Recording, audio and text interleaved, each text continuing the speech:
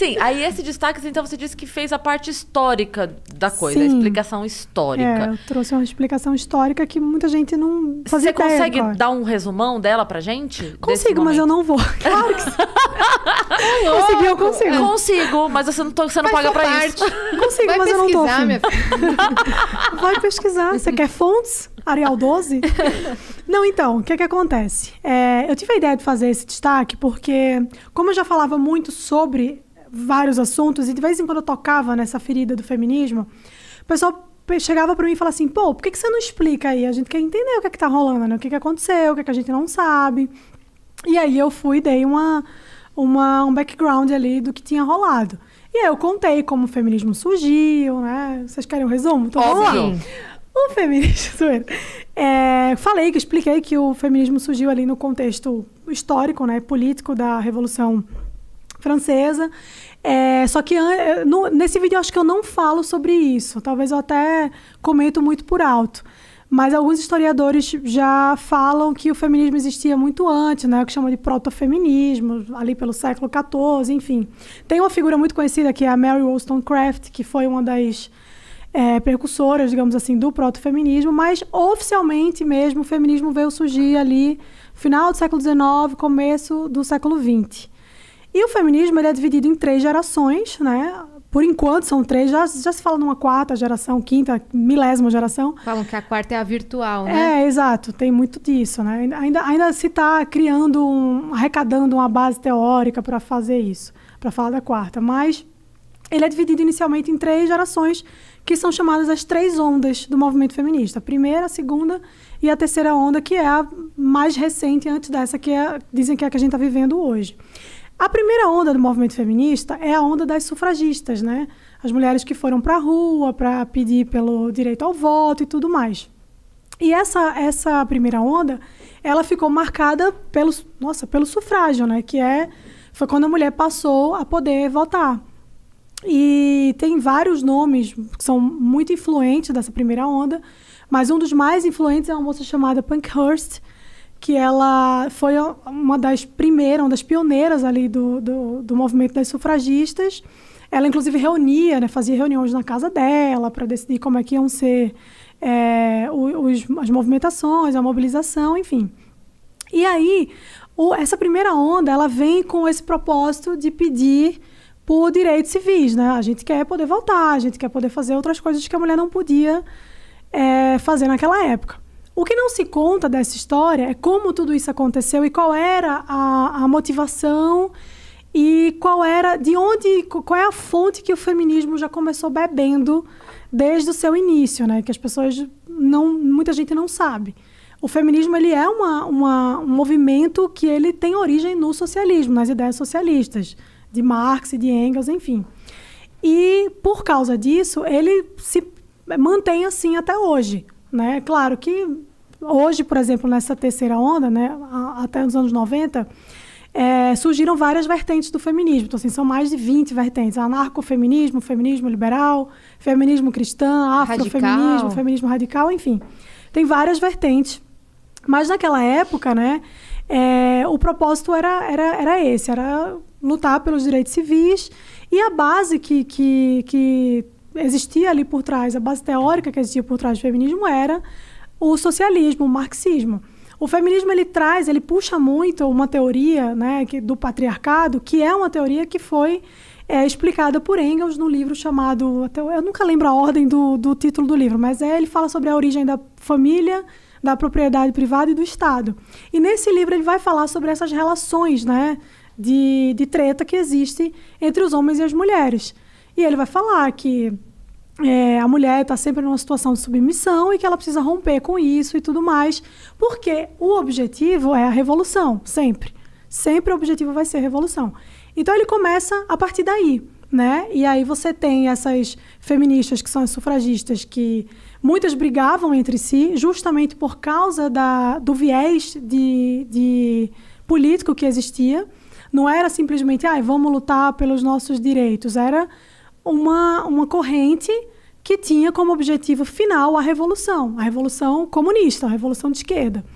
Então, várias sufragistas que fizeram parte do movimento no começo caíram fora, porque falaram assim, não, eu não tenho nada a ver com isso, não é para ser um negócio político, é para lutar pelos meus direitos, não é para ser um negócio político, o que é até uma coisa meio contraditória, porque se você fala de direito, você está falando sobre política, enfim. Mas aconteceu dessa forma, então... Mas, de repente, elas entendiam que, ok, o direito da mulher política... não pode estar atrelado a nenhum outro interesse. Exato. E isso não está me representando. Era política ideológica, no caso, né? O problema era a ideologia, porque muitas mulheres não concordavam com a ideologia, então elas não queriam ter o nome delas ali associado. E a Pankhurst, que foi uma das principais sufragistas, ela tem uma história muito controversa, assim. Ela era uma mulher que estava sempre à frente ali dos movimentos, e ela era muito militante, ela já era muito militante.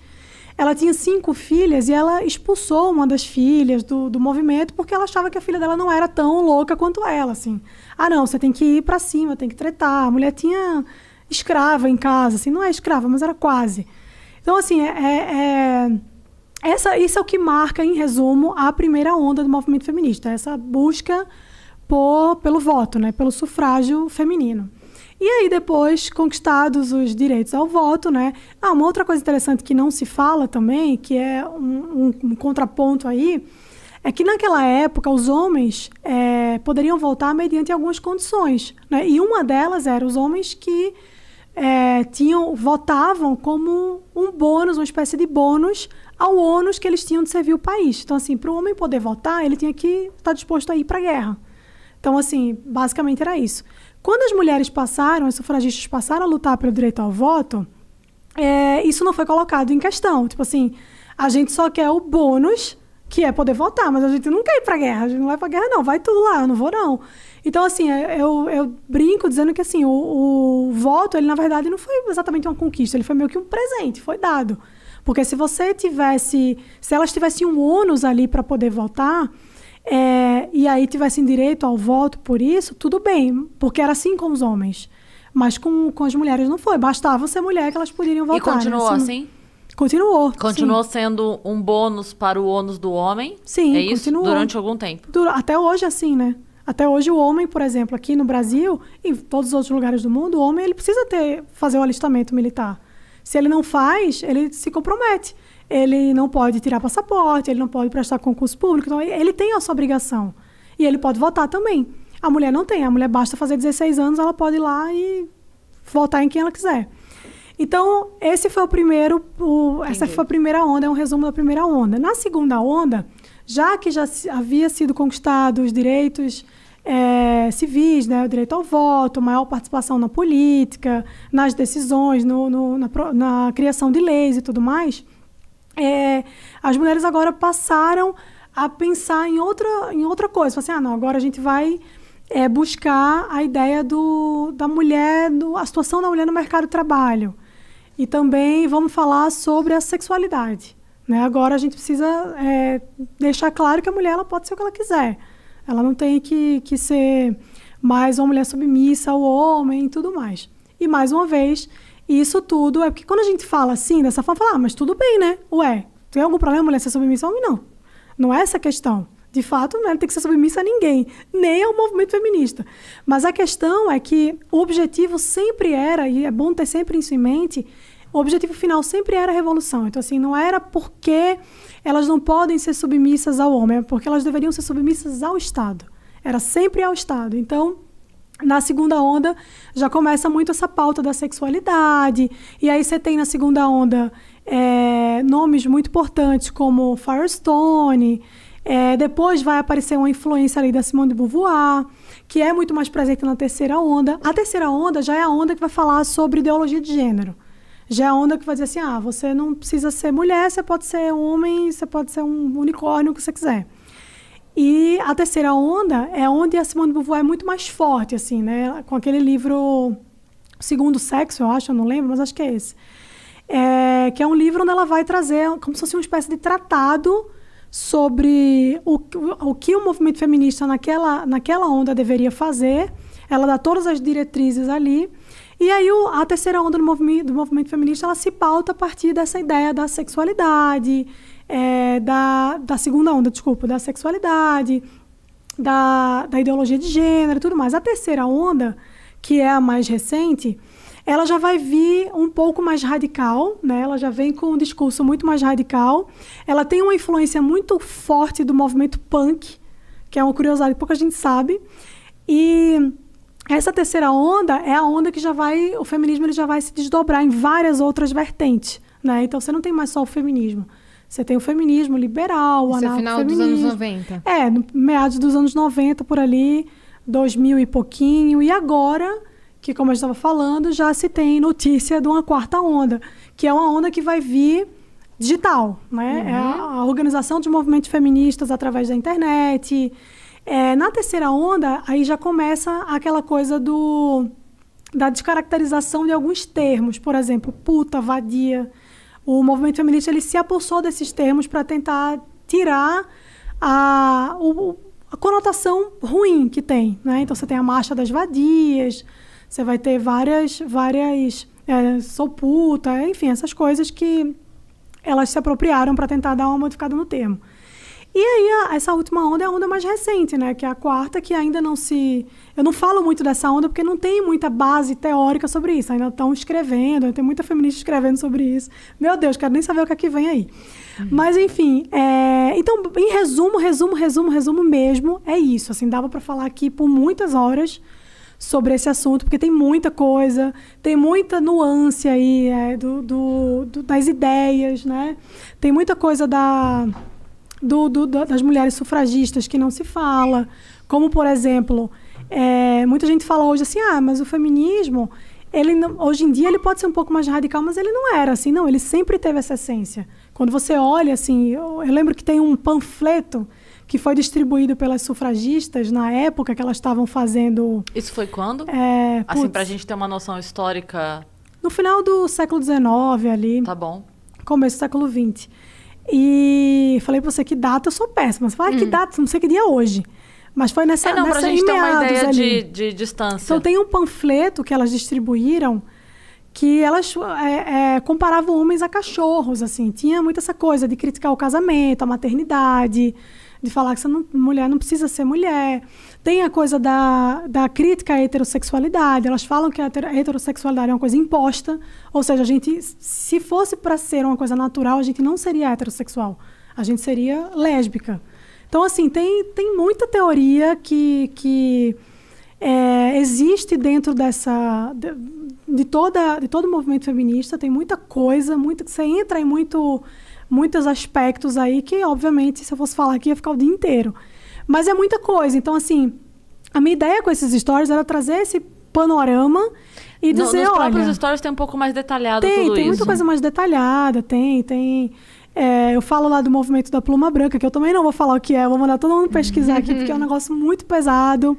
Então, assim, tem várias coisas aí que, se você for pesquisar, você vai falar, putz, mas é isso, caramba. Mas você vê que não é exatamente como você... Porque, assim, o feminismo, ele vende muito uma propaganda, que é o que eu falo, assim, que é o que a maioria das pessoas compra, né? Que é a propaganda do, não, mulher tem que ser o que ela quiser, direitos iguais, tudo mais. E isso realmente é maravilhoso. Qual é a pessoa, é o que eu sempre falo, qual é a pessoa em sã consciência que vai achar que a mulher não tem que ter o mesmo direito dos homens? Tem que ter, óbvio. Só que essa é a superfície, né? O que está ali na beira, marginal. Quando você vai entender o que é, de fato, o movimento feminista, como ele se estrutura, qual é a base teórica, de onde ele se origina, qual é o objetivo final, aí você entende que, não é só eu quero direitos iguais. Você entende que tem toda uma conotação ideológica, né? O feminismo, ele é um braço do socialismo. E aí, se você não é alguém que compactua com essa ideologia, você é cortado a cabeça fora, né? Que foi o que aconteceu comigo. Eu falo muito dessa minha experiência. O feminismo, ele fala muito sobre, não, é pela mulher, sobre a mulher. Mas qual mulher? Porque eu também sou mulher. Desde que concorde. Mas porque eu discordei, então, assim, tem um movimento aqui no Brasil... Tipo, ou você tá com a gente, ou você tá contra a gente. Exato, e não é bem isso, né? Assim, não é esse o ponto. Eu posso... Isso você, pra criar esse embasamento, você pesquisou em livros escritos por feministas. Sim. Até porque não tem muito, assim, temas que eu conheça, não tem uma base bibliográfica muito grande contra o feminismo. Hoje tem mais livros. É mais atual, assim, mas Tudo isso eu vi lendo as próprias feministas, né? Lendo todas elas. Beth Friedan, a Firestone, a Simone de Beauvoir, que é uma pessoa que tem uma... Eu não consigo entender como as pessoas idolatram Simone de Beauvoir. É um negócio bizarro. Porque a história dela é muito perversa. A mulher tinha uma relação duvidosa com galera nazista. A mulher era pedófila. Ela fez um monte de merda lá. Fez um monte de merda, assim. Tinha relação, abusou de alunas. Ela teve a licença dela para ensinar na França cassada, porque ela era acusada de abuso de menor de idade. Então, assim, como é que essa mulher pode ser ícone de um movimento que diz lutar pelas mulheres? É tão contraditório, entendeu? E mais o que eu falei. Mas nunca é o que se fala, né? Mas quem fala. Exatamente, é quem fala. E aí, a partir do momento que aquela pessoa... A gente decidiu que essa pessoa tá com a gente, então qualquer coisa de ruim que haja sobre ela, a gente vai esconder. Pra que não... É aquela coisa, né? Eu não consigo atacar o seu argumento, então eu ataco você. Bem por aí. E a mesma coisa ao contrário. Eu não consigo justificar o argumento, então eu vou endeusar a pessoa, porque aí tudo que ela disser... as pessoas vão ter que aceitar, porque eu endeusei a pessoa.